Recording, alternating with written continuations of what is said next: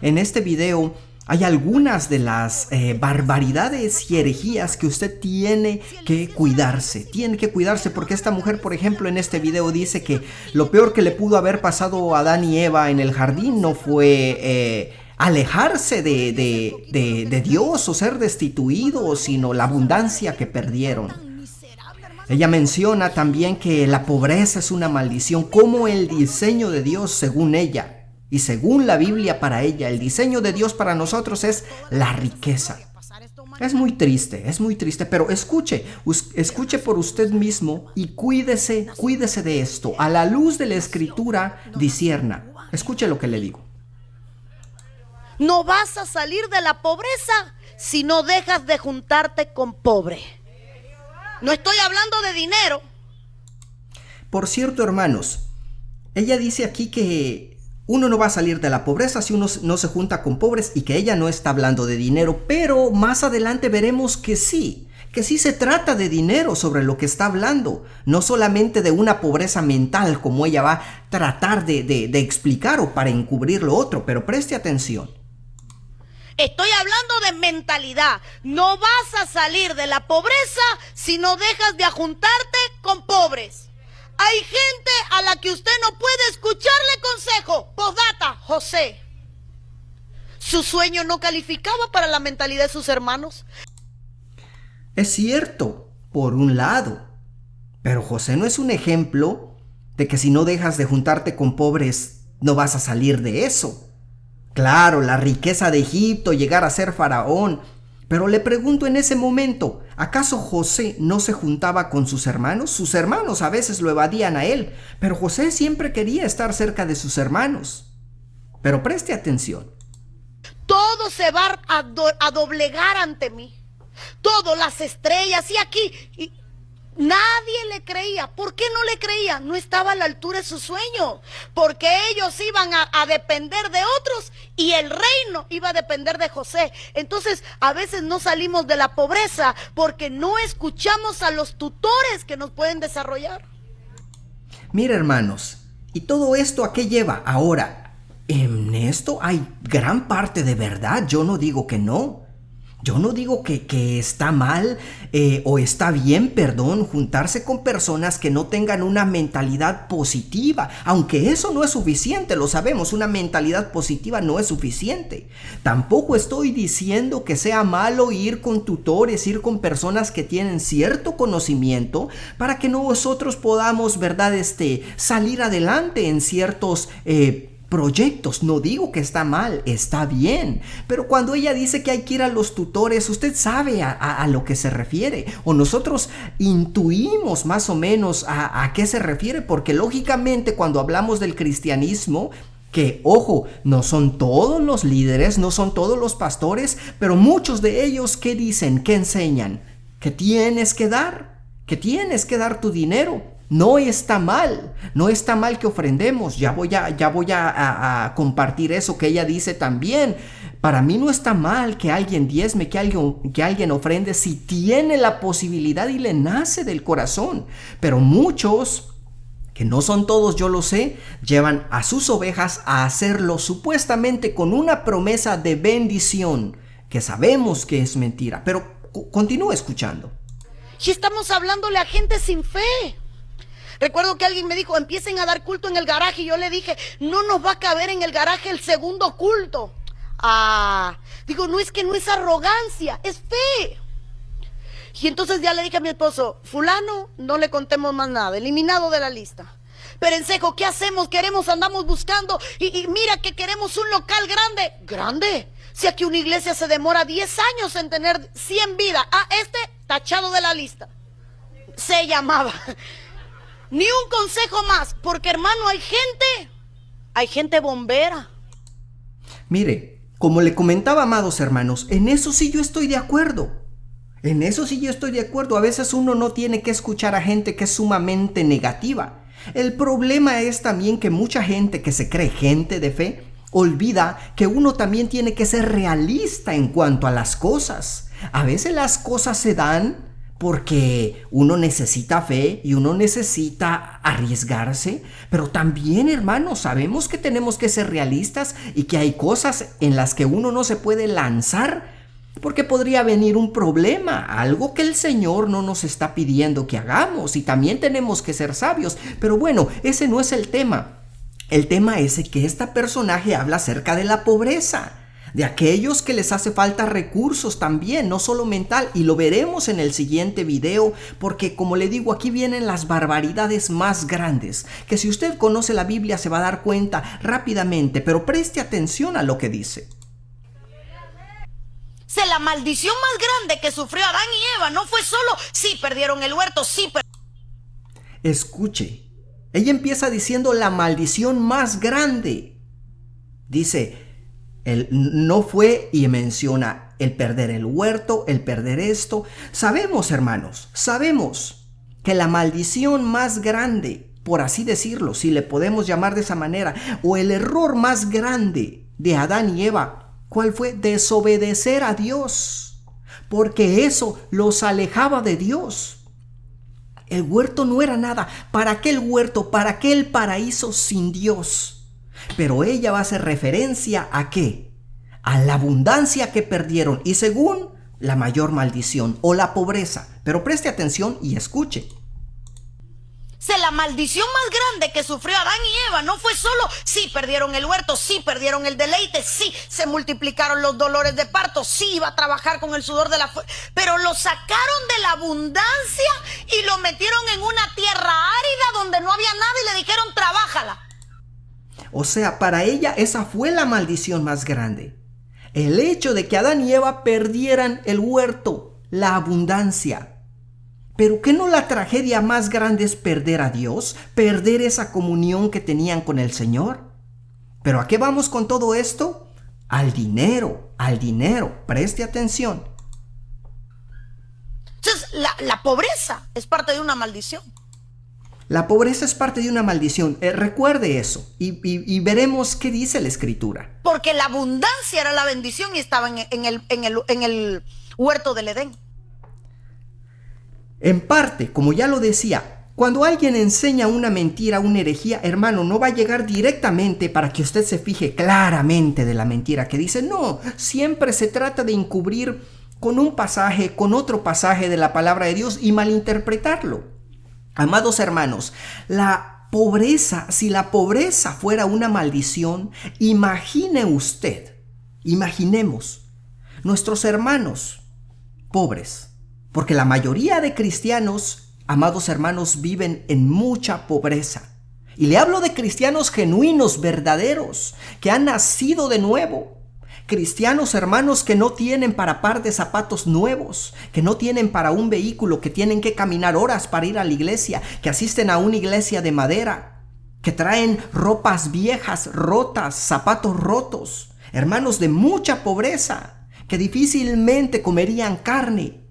Le pregunto a usted, ¿acaso esos hermanos nuestros, que han nacido de nuevo, hijos de Dios al igual que nosotros, por ser pobres, están en una maldición? Le pregunto, ¿están en una maldición? ¿Como lo presenta este personaje? ¿Qué piensa usted? Vea lo que dice la Escritura, déjeme leerle un versículo. Si es así, el apóstol Pablo también había tiempos en los que era parte de una maldición o vivía bajo una maldición, porque él dice en Filipenses 4:12, sé vivir humildemente y sé tener abundancia. En todo y por todo estoy enseñado, así para estar saciado como para tener hambre. Escuche, así para tener abundancia como para padecer, necesidad.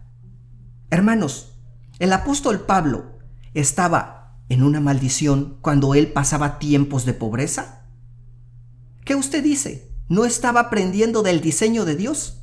Él dice también, así que teniendo sustento y abrigo, dice la palabra de Dios en boca del apóstol Pablo, así que teniendo sustento y abrigo, estemos contentos con esto. Pero continúe escuchando lo que dice este personaje. Escuche. Barbaridades, como le menciono yo. Escuche. Entonces la iglesia tiene que aprender a entender que el diseño de Dios es que no falte nada. El diseño de Dios es que haya abundancia. Vuelvo a repetirlo, el diseño de Dios para ella es que no falte nada. Ese es el diseño de Dios, que haya abundancia. Pero si nos falta algo, como ahí el apóstol Pablo vemos que decía que a veces le faltaba, entonces que no estaba viviendo en el diseño de Dios. Porque dudo que nosotros seamos mayores que el apóstol Pablo. Lo dudo mucho. Continúa escuchando. El diseño de Dios es que corran ríos. Cuando usted lee el huerto del Edén, usted entiende que el diseño de Dios es abundancia. Pero hay tanto miedo porque el evangelio de la prosperidad hizo tanto daño.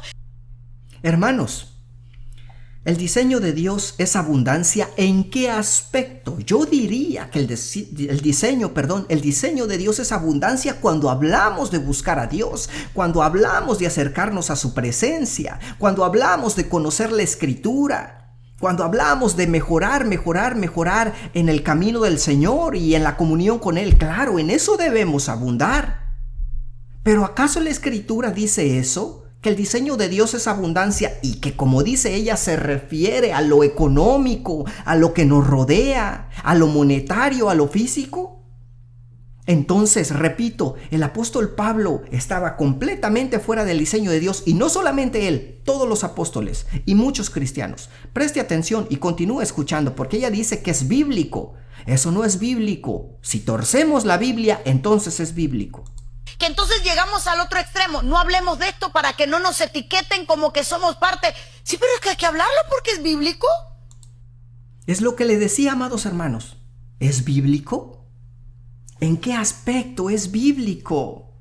Hermanos, es herejía. Y ojo, hermanos, que yo no estoy en contra de que alguien prospere. Al contrario, si un hermano, una hermana o todos los hermanos de una iglesia pueden prosperar también económicamente, que quizá consiguen un muy buen trabajo y les va bien, o que deciden poner un negocio y prospera, gloria a Dios, porque ya no solamente tendrá para suplir todas sus necesidades, sino que también tendrá para compartir con el pobre, con los que están en maldición, como dice esta personaje, ¿verdad? Porque según ella la pobreza es una maldición. Pero, amados hermanos, yo no estoy en contra de que alguien prospere económicamente, gloria a Dios por eso, pero no es a lo que ha venido Jesucristo. No es el diseño de Dios, como dice ella, ese no es el diseño de Dios. Mire lo que continúa diciendo la Escritura donde les leí, dice: así que teniendo sustento y abrigo estemos contentos con esto, porque los que quieren enriquecerse caen en tentación y lazo y en muchas codicias necias y dañosas que hunden a los hombres en destrucción y perdición. Amados hermanos, la abundancia, la riqueza no es el diseño de Dios. ¿Sabe cuál es el diseño de Dios? ¿Sabe por qué vino Jesucristo a la tierra? ¿Por qué murió en esa cruz? ¿Por qué murió en esa cruz? ¿No fue el diseño pagar por nuestros pecados, morir en nuestro lugar? ¿No fue ese el diseño? No, ella dice que no. El diseño es abundancia. Y que lo peor que le pudo pasar a Adán y Eva fue que perdieron la abundancia que tenían en el huerto, hablando de las frutas y de todo lo que ahí abundaba. Pero no Dios. Qué triste, hermanos, que lleguemos a ese punto. Qué triste.